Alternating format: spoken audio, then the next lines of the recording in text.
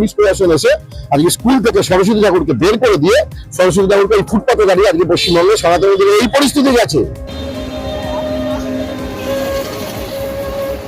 ও ইয়া বস, এটা কোনো roasting video নয়। যারা উন্নত আর শিক্ষার নাম করে আমাদের জীবন নিয়ে ছিনিমিনি খেলছে তাদের একটু আয়না দেখানোর জন্য।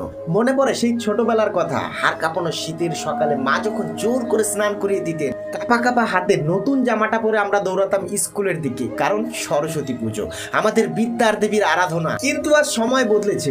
যে দেবীর স্থান হওয়ার কথা ছিল প্রতিটি বিদ্যালয়ের পবিত্র আঙিনায়, আজ তাকে হয়তো খোলা আকাশের নিচে বা রাস্তার মোড়ে দাঁড়িয়ে থাকতে হচ্ছে। বিদ্যা আর সংস্কৃতি কি তবে রাজপথের লড়াইয়ে আটকে থাকবে?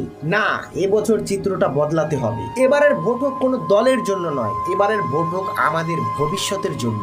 ভোট হোক শিক্ষার জন্য, যাতে প্রতিটি শিশু মানসম্মত শিক্ষা পায়। ভোট হোক ভৌত সংস্কৃতির জন্য, আমাদের কৃষ্ট আমাদের ঐতিহ্য যাতে হারিয়ে না যায়। ভোট হোক উন্নতর জন্য, যাতে স্কুলগুলো শুধু দালান না হয়ে প্রকৃত মানুষ গড়ার কারিগর হয়ে ওঠে। বিদ্যা দদাতি বিনয়, বিদ্যা আমাদের বিনয়ী করে আর অধিকার আমাদের লড়াই করতে শেখায়। আমরা চাই এমন এক সমাজ যেখানে আমাদের বিদ্যার দেবী সরস্বতীকে আর রাস্তায় থাকতে হবে না। প্রতিটি স্কুলে তালা খুলবে, শঙ্খধ্বনি বাজবে ক্লাসরুমে। ছোটবেলার সেই আনন্দময় সকালগুলো আবার ফিরে আসবে প্রত্যেকটি ছেলে মেয়ের জীবনে।